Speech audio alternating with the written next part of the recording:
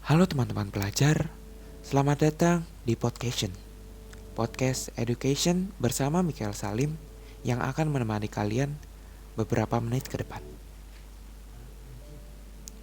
Kalian tahu gak sih, ada banyak negara Eropa yang datang menjajah Indonesia? Ya, pasti kita semua sudah tahu, karena diajarkan oleh guru-guru kita di SMP dan di SMA. Tapi, apakah kalian masih mengingat latar belakang masuknya negara-negara Eropa ini? Kalau begitu, mari saya menceritakannya kembali. Yang pertama, Portugis dan Spanyol. Pada tahun 1509, Portugis masuk ke Nusantara di bawah pimpinan pelaut terkenal Alfonso de Albuquerque. Dan pada tahun 1521, Spanyol datang ke Nusantara untuk pertama kalinya dan dipimpin oleh kapten yang bernama Joan Sebastian Elcano. Mereka datang ke Nusantara pasti memiliki latar belakang. Datangnya Portugis dan Spanyol tidak semata-mata hanya untuk mencari rempah-rempah dan merebutnya dari tangan Nusantara. Tetapi ada beberapa alasan sehingga mereka harus pergi dan berjelajah, mencari wilayah baru. Mari kita kupas bersama-sama. Oke, kita masuk ke latar belakang yang pertama, jatuhnya Konstantinopel. Setelah dinasti Ottoman berkuasa, beberapa peraturan tentang pelayaran di kawasan Laut Tengah itu diberlakukan nih teman-teman. Dan itu mengakibatkan bangsa-bangsa Eropa sendiri menepi dari kawasan tersebut. Dan kedatangan Portugis dan Spanyol adalah akibat adanya perubahan secara struktural di kawasan Laut Tengah itu. Jatuhnya Konstantinopel di kawasan Laut Tengah terjadi pada tahun 1453 dan mengakibatkan perubahan pada peta politik global pada abad ke-15 ini.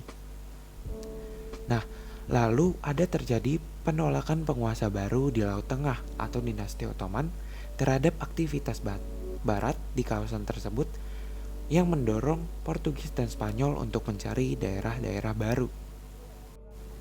Oke, Konstantinopel itu apa sih?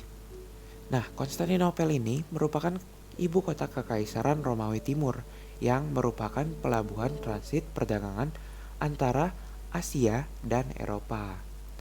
Nah, karena letaknya yang strategis, menyebabkan bangsa-bangsa di sekitarnya banyak yang ingin menguasainya, termasuk umat Islam. Konstantinopel juga dikenal sebagai Istanbul, yang berarti tahta Islam.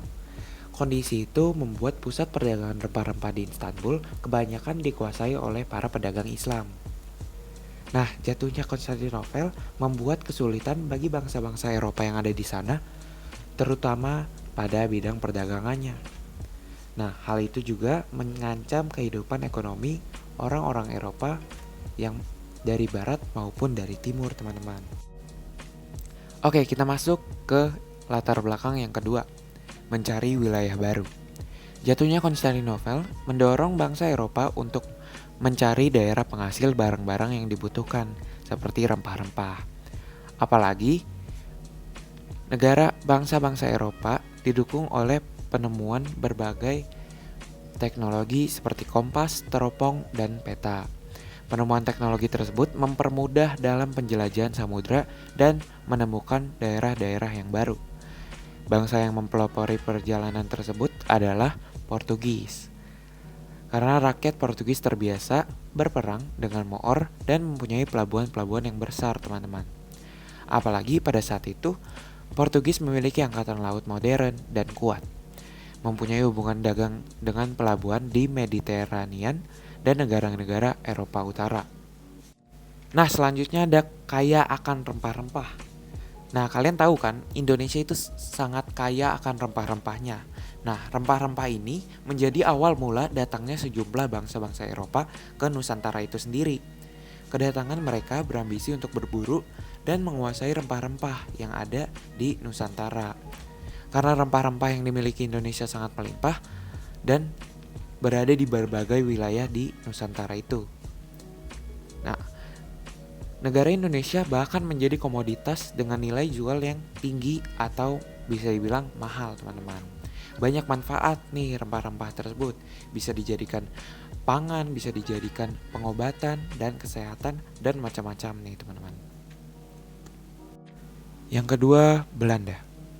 Pada tahun 1555, Philip II diangkat menjadi raja atas Spanyol. Dan pada tahun 1580, Philip II menguasai Portugal dan menjadi raja serta penguasa bangsa tersebut. Kala itu, Philip II sedang berperang dengan kota-kota di Belanda Utara yang menentang pajak yang berat. Karena perang ini, Philip II menutup bandar Lisabon bagi kapal-kapal Belanda yang ingin berlabuh dan berdagang.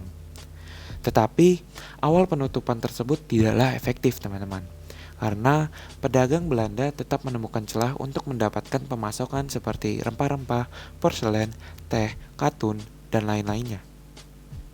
Tetapi pada tahun 1594, Philip II berhasil menutup semua celah tersebut dan kapal dagang Belanda tidak mendapat lagi muatan berharga. Karena ini, para pedagang Belanda merasa mereka tidak boleh bergantung dengan pelabuhan-pelabuhan milik Portugis dan harus mampu membawa barang-barang oriental seperti rempah-rempah, teh, dan lain-lainnya. Hal ini sering disebut sebagai awal ekspedisi Belanda ke Spice Island atau yang kita kenal sebagai Nusantara. Nah, jadi gitu ceritanya teman-teman. Indonesia terkenal dengan rempah-rempahnya yang melimpah, jadi tidak sedikitlah bangsa Eropa yang ingin merebutnya dari kita.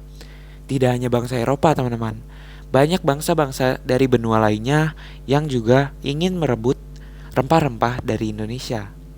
Jadi kita harusnya bangga akan apa yang dimiliki Indonesia dan tidak membuang rempah-rempah tersebut.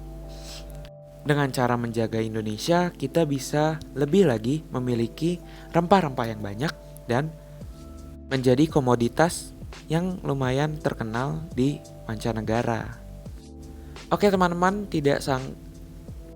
Yang ketiga, Inggris.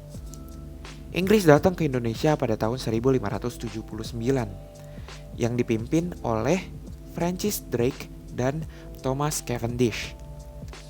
Nah, sama seperti bangsa Eropa lainnya, latar belakang Inggris menjajah Indonesia adalah untuk menguasai sumber rempah-rempah yang mereka ibaratkan dengan mutiara dari timur, atau yang kita kenal Nusantara. Dengan menguasai Indonesia sendiri, terlebih di Pulau Jawa, saat itu Inggris berambisi untuk menguasai wilayah Nusantara secara keseluruhan. Selain itu, Gold, Glory, Gospel juga menjadi bagian dari semangat penjajahan Inggris. Alasan lain yang turut menjadi latar belakang penjajahan Inggris di Indonesia adalah dipicu persaingan usaha antara Inggris dan Prancis. Belanda sendiri dianggap sebagai perpanjangan tangan dari Prancis, dan oleh sebab itu, untuk menghilangkan kekuasaan Prancis di Asia, maka Inggris berusaha menyingkirkan Belanda dari Indonesia. Oke, jadi inilah akhir dari podcast hari ini. Semoga bermanfaat bagi kita semua dan lebih lagi mengerti pembelajaran sejarah. Mohon maaf bila saya ada salah kata maupun info. Terima kasih telah mendengarkan. Saya Mikael Salim. Sampai jumpa.